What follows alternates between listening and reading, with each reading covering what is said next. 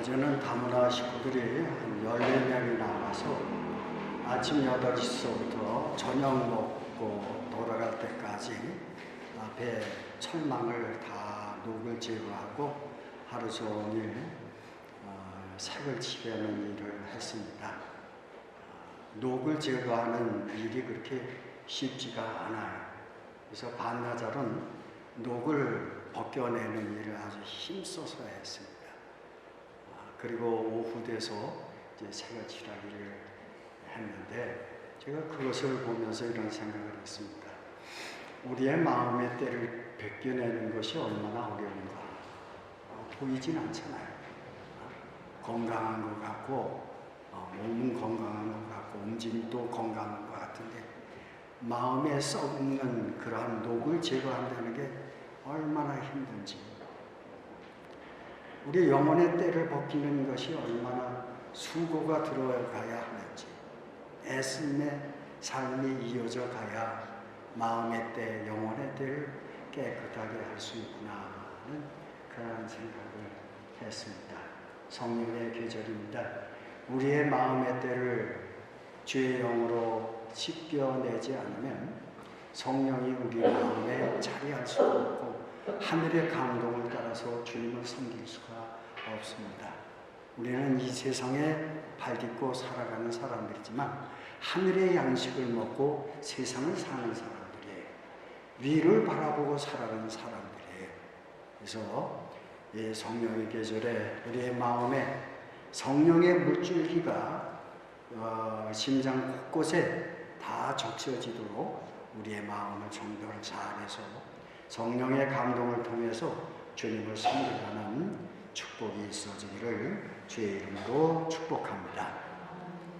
시편 24편 말씀은요, 하나님의 교회가 예수 승천주일에 모여서 예배할 때마다 꼭 함께 교동문으로 하나님 앞에 드리는 그러한 시가 되겠습니다.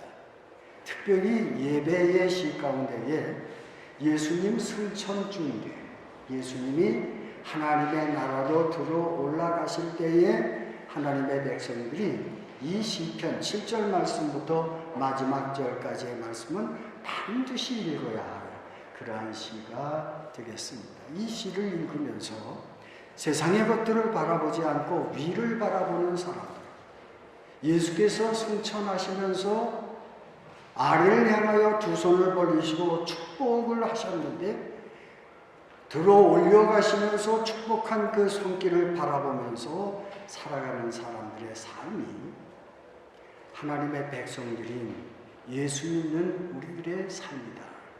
그런 말씀입니다. 땅의 것들을 바라보며 살아가는 사람들이 아니라 승천하시는 예수를 바라보며 살아가는 사람들, 손을 벌리고 남겨진 제자들을 향해서 축복하시는 예수를 바라보고 한결같은 사랑, 나와 함께 계시는 예수 그리스도를 바라보면서 세상을 살아가는 그러한 믿음의 사람들, 그것이 교회의 사람이라는 말이죠. 그래서 특별히 다윗이 지금으로부터 3,000년 전에 이 시를 지었는데요, 이 시를 지으면서 다윗이 하나님의 축복을 얼마나 사모하면서 이 시를 지었는지, 예루살렘 성 안에 가장 높은 성산에 올라가서 내려다 보면서 땅을 보지 않고 가장 높은 예루살렘 성 중심 성전 거기에서 하늘을 우러르면서 지은 시가 바로 이 시편이 되겠습니다. 그래서 다윗은 하나님 앞에 예배를 할 때마다 이 시를 노래로 지어서 백성들과 함께 하나님 앞에 찬양을 드리고 소고치며 즐거워한 그러한 시로 알려져 있습니다. 하나님께서 언약궤를 만드실 때 부사례를 통해서 처음 만들게 하십니다. 모세가 만든 게 아니라 명령을 해서 부사렐이라고 하는 사람이 재주가 좋아서 언약궤를 잘 만들어 놨어요. 언약궤를 만들어 놨는데 언약궤의 가장 깊은 의미가 무엇입니까? 하나님이 우리와 함께 계시다. 하나님이 우리와 함께 계시다. 그것을 바라보면서 하나님은 우리와 함께 계시지. 전쟁에 나갈 때마다 이 언약궤를 들고서 전쟁에 나갑니다. 그리고 하나님의 도움을 통해서 전쟁에 승리하고 난 후에 예루살렘 성 안에 또 성전으로 들어오면서 하나님이 우리와 함께 계심으로 우리가 전쟁에서 승리했습니다 하고 찬양을 드리는 것이 오늘 시편의 말씀이 되겠습니다. 그런데요, 하나님이 우리와 함께 계심에도 불구하고 블레셋 사람들과 싸움을 할 때는 어떻게 합니까? 언약궤를 빼앗기죠. 언약궤를 빼앗겼어요. 가장 슬픈 일이에요. 가장 아픈 일이에요. 하나님이 함께 하시는 그 궤를 빼앗겼단 말이죠. 그때 이 다윗이 힘을 다해서 언약궤를 성전으로 들여오는데 최선의 노력을 기울이는 것을 볼 수가 있습니다. 그래서 이 언약궤가 모여진 하나님의 성전은 영광의 장소요, 하나님은 우리와 함께 계신다는 증표가 되겠습니다. 그래서 이스라엘 백성들은 이 언약궤를 볼 때마다 헌신을 갱신해요. 세상을 사는 동안에 내가 하나님 앞에 그릇되고 하나님의 율법대로 순종하지 못했는데 언약궤 앞에 나오면 헌신을 갱신하고 충성과 사랑을 고백하는 장소에 이것을 반드시 모셔놨어요. 오늘날 우리가 하나님의 언약궤인 성전, 교회 중심에 와서 예배 중심이 무엇입니까? 헌신과 충성의 갱신이 있어요. 예배할 때마다, 예배를 드릴 때마다 주님의 사랑에 감사하고 그 사랑에 감사하면서 헌신을 결심하고 세상을 사는 동안 그릇 행했던 일들을 고백하면서 하나님의 도움으로 세상에 나아가 승리하게 해달라는 간절한 결단을 갖고 우리 예배를 통해서 결심을 하나님 앞에 드리게 됩니다. 감사의 장소요, 헌신의 장소요, 소명의 장소였어요. 회개의 장소였어요. 기도의 장소였어요. 그들이 하나님 교회에 나와서 예배할 때마다 여호와께 복을 받았죠. 1절과 2절에 다윗을 말합니다. 하나님, 세상의 우주 만물이 다 주님의 것입니다. 하늘을 나르는 새와 공중의 새와 텃밭에 피어난 꽃들과 채소 종류와 바닷속에 거니는 이러한 모든 고기들도 다 주님의 것이다. 이런 고백을 하죠. 여호와께 복을 받는 사람은 세상을 살아가는 동안 내 것이라고 주장하지 않습니다. 아멘? 내 것이 없어요. 여러분, 내 것이 무엇이 있어요? 내가 만들어낸 것이 무엇이 있어요? 다 주님의 은혜로 주어진 것이에요. 오늘날 개신교회가 쓰지 않는 찬송가입니다. 기회가 되면 제가 꼭 쓰려고 합니다. 모든 것이 주께로부터 왔으니 모든 것이 주께로부터 왔으니 예물을 주님께 드리나이다. 찬송가에 있어요. 헌금송이에요. 모든 것이 다 주께로부터 왔다. 나의 사랑하는 형제자매 여러분, 축복만 하나님의 것이고 내 것입니까? 아닙니다. 저주도 주님의 것이고 질병도 주님의 것이고 감당할 수 없는 깊은 물, 창세기 1장 2절에 나타나고 있는 혼돈의 물조차도 주님의 것입니다. 마귀도 주님의 것입니다. 세상을 살아가는 동안 내 것은 다 하나도 없어요. 주님의 것입니다. 모든 것이 다 주님께로부터 내려온 것입니다. 이것을 우리는 은혜라고 말합니다. 우리는 늘 생각합니다. 내 것은 축복만, 내 것은 축복만.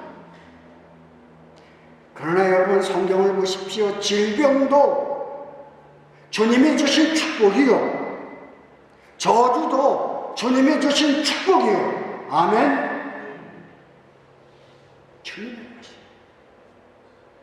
주님의 것이기 때문에 예수께서 주의 이름으로 그러한 것들을 다 물리치고 우리의 삶의 자리에서 다 제거해 주시는, 치료해 주시는 축복을 우리가 받아 누리도록 그렇게 하십니다.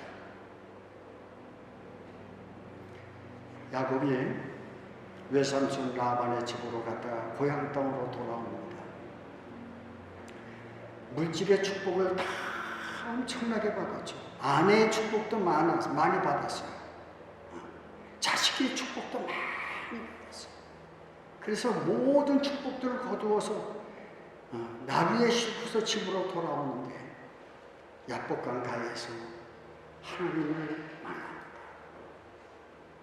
그리고 우리가 씨름하는 것을 잘 알잖아요. 야곱이 뭐라고 말합니까? 그 천사를 향해서, 하나님을 향해서, 주님이 나를 축복하지 않으면 내가 이것을 놓지 않겠습니다. 그래서 허리줄이 끊어지잖아요. 여러분, 야곱이 무슨 축복을 더 기대했겠어요? 부인도 서너 명이 되죠. 자식들도 많죠. 물질도 많죠. 20년 세월 동안 하나님의 축복을 다 받았죠. 그런데 그는 기도하고 있어요.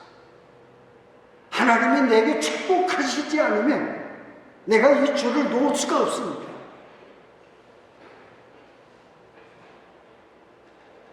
야곱이 무슨 축복을 받으려고 기도했겠습니까? 영적인 축복이었습니다. 물질적인 축복이 아니에요. 사람과의 관계의 축복이 아니에요. 거듭나는, 다시 나는, 변화되는 축복을 주시기를 간절히 바랐어요.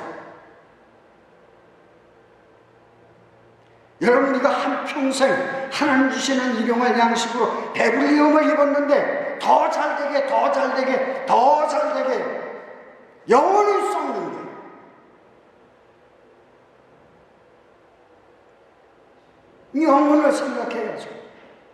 영혼을 생각해야죠. 야곱이 이 축복을 하나님께 간절히 기도했어요.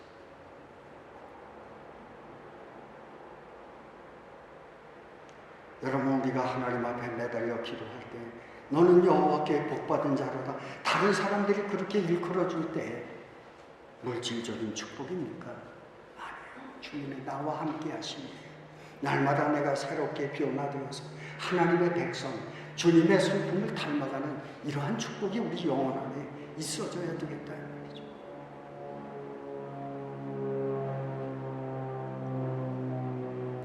오늘 말씀 가운데 보면 4절에 뭐라고 말합니까? 시편 24편 4절에 하나님의 전에 들어갈 수 있는 사람들은 손과 마음이 깨끗한 자라야 들어갈 수가 있다.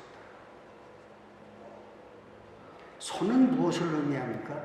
행위를 말합니다. 손이 깨끗해야죠. 예수 믿는 사람의 행위가 깨끗해야죠. 그리고 마음을 허탄하는 데 두지 않는 그러한 사람들이 하나님의 성전에 들어간다고 했어요. 뜻, 생각, 마음의 뜻, 생각을 올곧게 가져야 하나님의 축복을 받은 사람들.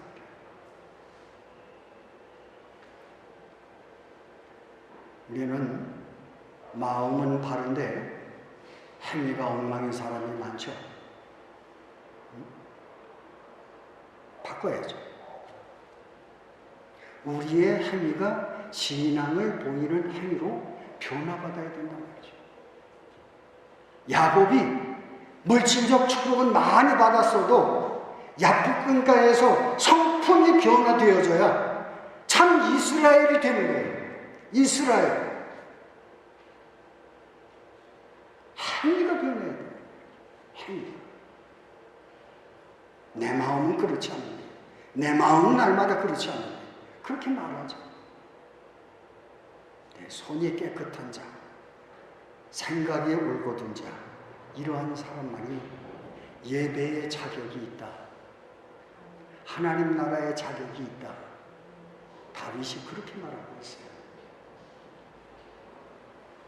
이 예로 제가 누가복음에 있는 말씀, 누가복음 8장 43절로 44절에 혈류병을 고치는 말씀을 예로 들었어요. 그 말씀은 늘 전에도 감동이 있는 말씀이죠. 야이로가 딸이 죽어갑니다. 그러니까 야이로가 헐레벌떡 뛰어나와서 예수님, 내 딸이 죽어가는데 좀 살려주세요. 살려주세요. 그러니까 예수님이 아주 바삐 갑니다. 근데 예수님을 만나려고 하는 사람이 너무너무 많아서 제자들조차도 이거 길 내기가 힘들었어요. 그런데요, 12년 동안이나 혈류병으로 말미암아 고생하듯 이름 없는 여인이 예수님이 앞으로 지나가는 것을 보고 옷가를 만집니다. 옷가를 만져요. 제자들은 아우성적 길 비켜 막 그랬어요. 근데 예수님이 딱 멈춰줘서 하시는 말씀이 있어요. 야, 누가 내 옷을 만졌느냐? 예수님이 알아차렸어요. 이 여인의 간절함을 알아차렸어요. 믿음의 필요함을 간절함, 그것을 예수님이 알아차렸죠. 제자들은 누가 만졌습니까? 아우성이에요. 아니다. 분명히 누가 내 옷가를 만졌다. 그러니까 혈로 근원이 마른 것을 안 이 여인이 예수 앞에 나타나서 하는 말이, 주님, 제가 만졌습니다. 제가 만졌습니다. 그렇게 고백했어요. 예수님 옷가에 손가락으로 터치를 했는데 예수님의 의로움이 그에게 흘러들어가 그 영혼을 구원하는 믿음이 생겼어요. 육신을 치료하는 축복이 생겨졌어요. 12회를 혈류병으로, 다른 복음에 보면 의사의 치료가 아무런 소용이 없었다. 돈이 많았었던 분이에요. 그러니까 병원에도 다녔죠. 좋은 의사 찾아다녔죠. 12년 동안이나 병원에 다녔어요. 치료를 못했어요. 옷가를 만진 여인의 손, 주님의 생명의 구원의 은총이 그 여인의 몸에 나타났어요. 살리시는 역사가 일어났습니다. 복받은 사람입니다. 아멘. 구원의 은총, 믿음을 통해서 나타나는 구원의 은총이 하나님의 축복이에요. 육신도 고침을 받고 주님 안에 대한 믿음도 고백을 하고, 제자들은 주님 가는 길을 가로막는 여인처럼 생각했지만 이 여인의 마음속에 가지고 있었던 믿음을 표현을 했어요. 우리 교우들의 믿음이 이러했으며 이러한 축복을 받아 누렸으며, 또 한 가지의 말씀은 이런 말씀을 드릴 수 있습니다. 여호와께 복을 받은 사람들, 그런 사람들은 세상을 사는 동안 늘 풍성함을 발전시킬 필요가 있어요. 민수기 6장에 나타난 말씀은 구약의 축도입니다. 구약의 축도예요. 신약에만 나타난 것이 아니라 구약에도 축도가 나타나요. 그 축도를 요약하면 두 가지로 말할 수 있습니다. 여호와께서 얼굴을 내게 향하여 보시면 하나님의 축복이 내게 있도다, 이렇게 말합니다. 이 말을 다른 말로 바꾸면 모든 것이 다 좋다. 하나님이 내게 주시는 모든 것이 다 좋다. 내가 원하는 것이 아니라 하나님이 내게 주시는 모든 것이 다 좋다. 창세기 1장, 2장, 3장에 나타난 하나님의 축복의 선언이죠. 모든 것이 다 좋다. 내가 보기에 다 좋았다. 다 좋다. 이게 제사장의 축복입니다. 이 말씀을 신약으로 가져오면 무슨 말씀이 됩니까? 은혜의 축복이에요. 은혜. 여호와께서 내게 은혜 베푸시기를 원하며 은혜의 복이 임한다. 그래서 결론적으로 여러분에게 말씀드립니다. 누가복음 24장 말씀에 보면 끝부분에 보면 예수님께서 성천하십니다. 그리고 손을 들어서 축복 기도를 하십니다. 그리고 하늘로 들려 올라가세요. 축복의 내용이 나타나 있지 않습니다. 주석가의 내용들을 쭉 보면 예수님이 올라가시면서 축도를 하신 이유는 이 세상에 예배하는 자들을 만들어내는 축복을 우리에게 선언하셨다. 예배하는 자의 축복, 예배자로서 나를 불러주신 것, 그걸 감사하며 살아야 된다. 여러분 신앙생활하면서 우리가 크게 찾아선선 전해야 할 하나님의 축복은 나를 주님께서 예배하는 자로 불러주셨다.